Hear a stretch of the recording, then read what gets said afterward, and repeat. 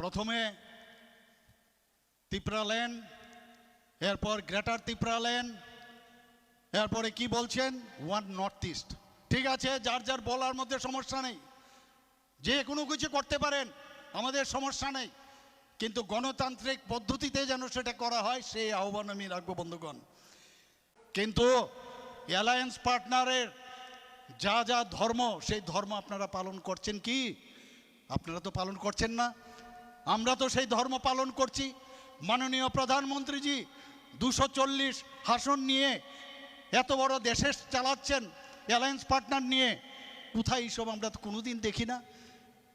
কিভাবে আপনি একদিকে বলছেন আমরা একসাথে থাকতে চাই, আবার আরেক দিকে বাইরে গিয়ে অশান্তি সৃষ্টি করেন যে ন্যাশনাল পার্টি, বিশেষ করে ভারতীয় জনতা পার্টিকে এডিসির ভিতর ঢুকতে দেবেন না। এটা হয় কোনোদিন, আমরা সেটাকে বরদাস্ত করব না। বন্ধুগণ, আমরা অ্যালায়েন্স পার্টনার প্রি ইলেকশনের সময় আমরা আইপিএফটিকে নিয়ে চলেছি। আইপিএফটিকে নিয়ে আমরা 2018-তে মাননীয় প্রধানমন্ত্রীজির কারণে আমরা আজকে এই ত্রিপুরাতে প্রথম এই সিপিএমকে হটিয়ে আমরা এখানে সরকার গঠন করি। পোস্ট 2023-এর পরে আবার ইলেকশন হলো, সেখানেও কিন্তু আমরা আইপিএফটিকে নিয়ে আবার ইলেকশন আমরা জিতলাম। এবং এই যে মাঝখানে দাঁড়িয়ে দাঁড়িয়ে একবার মনে হচ্ছে না কংগ্রেস বোধহয় আবার চলে আসবে, সিপিএম বোধহয় চলে আসবে, মাঝখানে দাঁড়িয়ে অবজার্ভ, এরপরে দেখলো কি যে না হচ্ছে না, ওরাই চলে এসছে, নানা রকম ছল ছাতুরি। এবং ঠিক আছে, ওয়েলকাম।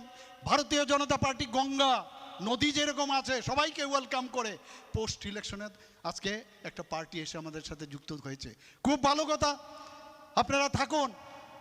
একবার বলছেন সব কিছু কথা হয়েছে, কোনটা কোনটা আমরা পারবো, কোনটা কোনটা দিল্লির উপরে ছাড়বো। আপনারা এই স্ক্রিপ্টের নিয়ে আমাদের মাননীয় যিনি সভাপতি আছেন উনি বিস্তারিত আলোচনা করেছেন। এখানে কয়েকবার এই স্ক্রিপ্ট নিয়ে আলোচনা হয়েছে।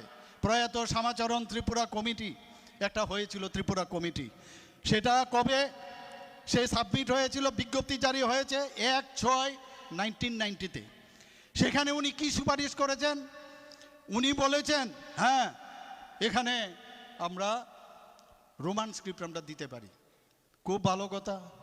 উনি যখন রোমান স্ক্রিপ্ট দেন তাহলে তো এত বছর ধরে আপনারা রোমান স্ক্রিপ্ট কেন করেননি?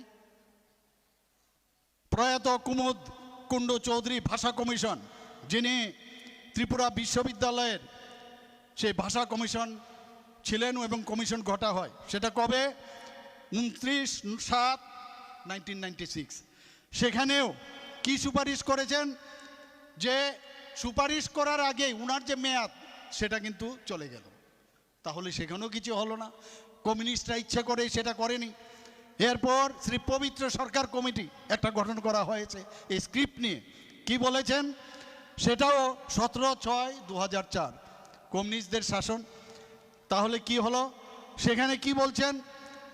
ককবরক ভাষার জন্য কোনো সুনির্দিষ্ট লিপি গ্রহণের সুপারিশ করেননি। তখন তো আপনাদের রা শব্দ নেই। আজকে গণতন্ত্র আমরা আপনাদের দিলাম, এখন এই স্ক্রিপ্ট নিয়ে আন্দোলন করছেন। আমি বারবার বলছি যে এই স্ক্রিপ্টের আপনারা যদি করেন তো নেক্সট জেনারেশনকে আপনারা কি জবাব দেবেন? এই ফরেন থেকে একটা 6-7-8 শিডিউলে যখন এখানে ক্লিয়ার কাট লেখা আছে কোনো বিদেশি স্ক্রিপ্ট সেটাকে অ্যাকসেপ্ট করবে না। আপনারা আগামী দিন কি করে এই 8 শিডিউলে এই স্ক্রিপ্টকে আপনারা সেখানে তার রেজিস্ট্রেশন করবেন? বন্ধুগণ, এই বিষয়ে নিয়ে বারবার কথা বলেছি, ওনারাও স্বীকার করছেন। ওনারাও কয়েকজন এসে বলছেন না এটা তো জানি আমরা সম্ভব হবে না। আবার বাইরে গিয়ে রাজনীতির কারণে আবার মানুষকে উস্কানো হচ্ছে। যা বলবি আমি সামনে যেটা বলবো বাইরে গিয়ে এটা বলবো, এ কি অদ্ভুত! একবার এসে বলে হ্যাঁ ঠিক আছে আমরা জানি।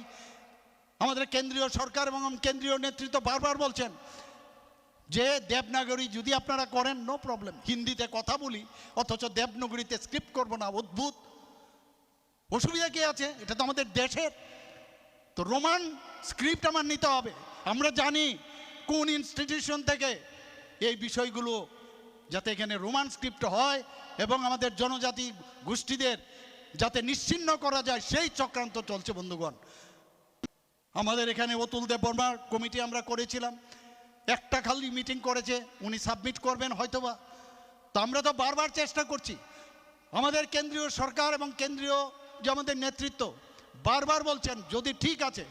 আমরা দেখেছি যখন এডিসিতে আপনারা শাসনভার গ্রহণ করলেন, আপনাদের যদি বাংলা শব্দের উপরে আপনাদের এতই অসুবিধা হয়, সেখানে বাংলাকে মুছে দিয়েছেন তড়িৎ গতিতে, যেটা বাংলাদেশে আমরা মাঝে মাঝে দেখি, বিভিন্ন দেশের মধ্যে আমরা দেখি। এই চিত্র আমাদের চোখে দেখা। আমরা দেখলাম কি বাংলার প্রতি যদি আপনাদের এই, আমরা বলছি না যে বাংলা স্ক্রিপ্ট আপনারা নেন, ফরগেট অ্যাবাউট ইট, আপনারা দেবনাগরী করেন। আমার বিধানসভার মধ্যে কথা হয়েছিল, তখন যিনি অপোজিশনে ছিলেন উনি কি বলেছেন যে আমাদের কোনো অসুবিধা নাই যদি সেটা তামিলনাড়ুর স্ক্রিপ্ট। আমি সাথে সাথে বললাম আই অ্যাকসেপ্ট, তামিলনাড়ুর স্ক্রিপ্ট আপনারা নিন। এরপর আবার পেছনে চলে গেলেন। মানে কখন কি বলবে কি কেউ জানে না, নোবডি নোজ। এইভাবে যদি একটা পার্টি কোনোদিন চলতে পারে সুরসুরি দিয়ে, মুখ্যমন্ত্রী আগামী দিন কে হবে? জনজাতি গোষ্ঠীর। আরে এই ত্রিপুরাতে জনজাতি গোষ্ঠীর মুখ্যমন্ত্রী হয়েছে, এই ত্রিপুরাতে এসসি সম্প্রদায়ের মুখ্যমন্ত্রী হয়েছে, এই ত্রিপুরাতে মণিপুরী গোষ্ঠীর মুখ্যমন্ত্রী হয়েছে, এই ত্রিপুরাতে বাঙালিও মুখ্যমন্ত্রী হয়েছেন। তো মুখ্যমন্ত্রী ট্রাইবেলসের হয় না, মুখ্যমন্ত্রী সবার জন্য হয়। আমি যে মুখ্যমন্ত্রী সব মানুষের জন্য, ত্রিপুরার সব মানুষের জন্য আমি মুখ্যমন্ত্রী। আমি কোনো বাঙালি, মণিপুরি, আমি মাইনরিটি মুখ্যমন্ত্রী হয় না। এইভাবে সুরসুরি দিয়ে মানুষকে ভুল বানানোর জন্য একটা ফ্যাক্টরি বানিয়েছে। সেই ফ্যাক্টরির মাধ্যমে এইসব কথা মানুষকে, বিশেষ করে আমার কষ্ট হয় যুব সম্প্রদায়ের। ওরা যখন স্ট্রাইক করেছিল, আমার মনে আছে রাস্তা ওরা অবস্থান ধর্মঘট করেছিল, আমার সাথে ওরা দেখা করেছে। আমি ওনাদেরকে বললাম যে তোমরা কিভাবে আগামী প্রজন্মের কাছে কি করে মুখ দেখাবে? এর মধ্যে এক দুজন বলছেন হ্যাঁ এটা তো একটা পদ্ধতি, ঠিকই বলেছেন, কিন্তু কি করবে বাইরে গিয়ে?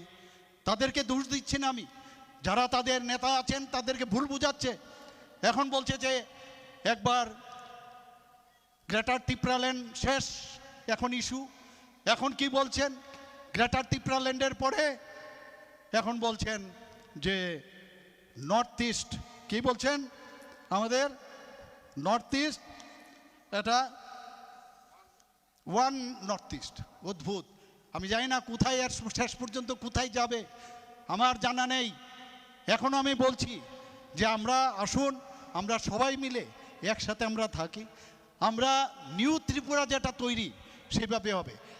আর একটা বড় পার্টি ভারতীয় জনতা পার্টি, আপনি হচ্ছেন আমাদের ছোট ভাই, আপনারা হচ্ছেন ছোট ভাই, এবং আপনারা ছোট ভাই, বড় ভাইয়ের সাথে ছোট ভাই কেন ঝগড়া করবে? বড় ভাইয়ের উপদেশ শুনতে হবে। সহাবস্থানের মাধ্যমে আমাদের সাথে একসাথে মিলে কাজ করুন একটা ফ্যামিলির মধ্যে। আপনি যদি বড় ভাই গার্জিয়ানের এগেনস্টে আপনারা যদি এইভাবে বিদ্রোহ ঘোষণা করেন, একটা সুরসুরি দিয়ে, জাতিগত সুরসুরি দিয়ে এইভাবে রাজ্য চালানো যায় না এবং আগামী দিনও চলবে না। বন্ধুগণ, আমি কি বলবো, আমাদের সরকারে পার্টনার হয়ে একজন বলছেন, কি বলছেন? উনি কি পারেন? সংবিধান ওনাকে দেয়, সে রাইটস তাকে দেয়, ওনারাই সমস্যা করেন। আবার বলছেন আমাদের যদি এই এটিটিএফ উগ্রপন্থীরা নেপাল টিলা আক্রমণ করে 303 রাইফেল ছিনতাই করে। 1992 সালের অক্টোবর মাসে এটিটিএফ উগ্রপন্থীরা গঙ্গানগরে 4 জন পুলিশ কর্মীকে খুন করে 16টি রাইফেল 600 রাউন্ড গুলি নিয়ে পালিয়ে যায়। বন্ধুগণ, 1995 সালের 16 জন উগ্রপন্থী উদয়পুর জেল থেকে পালিয়ে যায়। 1995 সালে 4 জন সিআরপিএফ জওয়ান শহীদ হয় উগ্রপন্থীদের হামলায়। ছামনু রাস্তায় সন্ত্রাসী হামলায় 7 জন পুলিশ কর্মী প্রাণ হারান। দলাবিল বিদ্যুৎ প্রকল্পে কর্মরত 2 জন ইঞ্জিনিয়ার সহ 4 জনকে অপহরণ করে নিয়ে যায়। 1996 সালের জুলাই মাসে স্বশাসিত জেলা পরিষদের নির্বাচন শেষে ব্যালট বাক্স নিয়ে ফেরা 2 ভোট কর্মীকে গুলি করে হত্যা করা হয়। 1995 সালের আগস্ট মাসে মরাছড়া গ্রামের 7 জন গ্রামবাসীকে খুন করে এই উগ্রপন্থীরা। 1996 সালের জানুয়ারি মাসে সদর উত্তরের হেজামারাতে পোলিও বিরোধী অভিযান স্বেচ্ছাসেবকদের নিরাপত্তা দেবার কাজে নিযুক্ত 6 জন সিআরপিএফ জওয়ান নিহত হয় এই এটিটিএফ এর উগ্রপন্থীদের আক্রমণে। 1996 সালের ফেব্রুয়ারি মাসে আমবাসা থানাভুক্ত এলাকায় উগ্রপন্থীরা 34টি বাড়ি আগুন জ্বালিয়ে দিয়ে তাদেরকে পুড়ে মারায়। 1996 সালের 14 জুলাই 2য় ব্যাটালিয়নের 2 জন বিএসএফ জওয়ান তাদের জন্য শহীদ হয়। 1996 সালের বেলছড়াতে মারাঠা লাইট ইনফ্যান্ট্রির 4 জন জওয়ান এই শহীদ হন সেখানে। 1998 সালের ফেব্রুয়ারি মাসে সমতল পদ্মবিল এলাকায় 25 থেকে 30 জনের একটি উগ্রপন্থী দল 5 জনকে হত্যা করে। 1998 সালের মার্চ মাসে রাধাবাড়িতে মারাঠা লাইট ইনফ্যান্ট্রি এবং এটিটিএফদের মধ্যে সংঘর্ষে মেজর সন্তোষ প্রভাকর এবং নায়ক শিবাজি কোলে প্রাণ বলিদান দেন।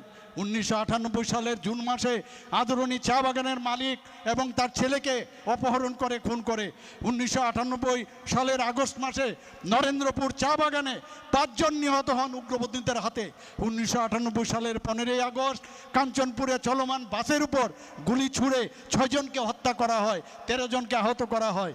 1998 সালের সেপ্টেম্বর মাসে উগ্রপন্থী হামলায় 4 জন নিহত, 7 জন আহত হন এবং এক ব্যক্তিকে অপহরণ করা হয়।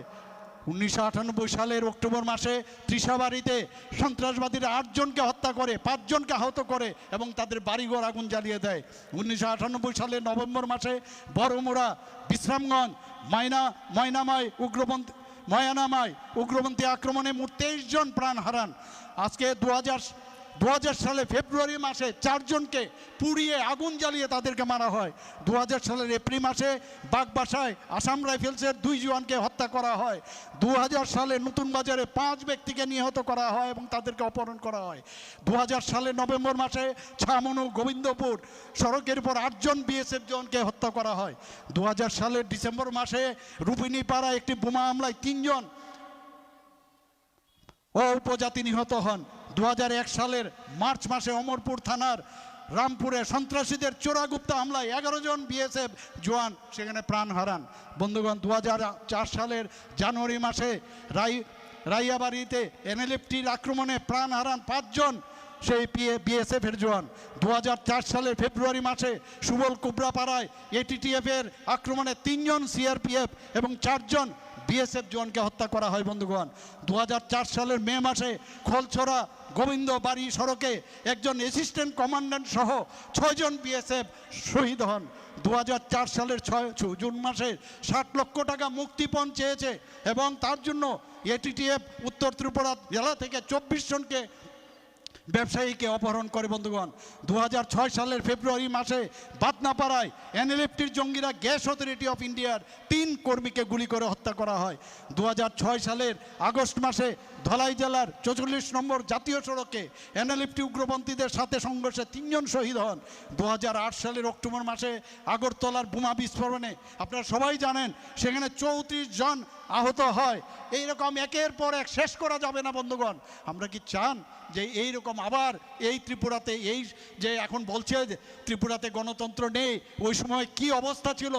আপনার স্ক্রিপ্ট নিয়ে আবার নতুনভাবে ভুল বোঝানোর চেষ্টা হচ্ছে। বন্ধুগণ, সেটা ফলপ্রসূ হবে না। আমি আপনারা অসংখ্য ধন্যবাদ দেব। এখানে বসে এতক্ষণ ধরে 11টার থেকে আপনারা বসে আছেন, এত বিশাল সংখ্যায় মহিলারা এখানে এসছেন, সবাইকে আমি করজোরে নমস্কার জানিয়ে আমার কথা বলা শেষ করছি। নমস্কার, জয় হিন্দ, বন্দে মাতরম, ভারত মাতা কি জয়।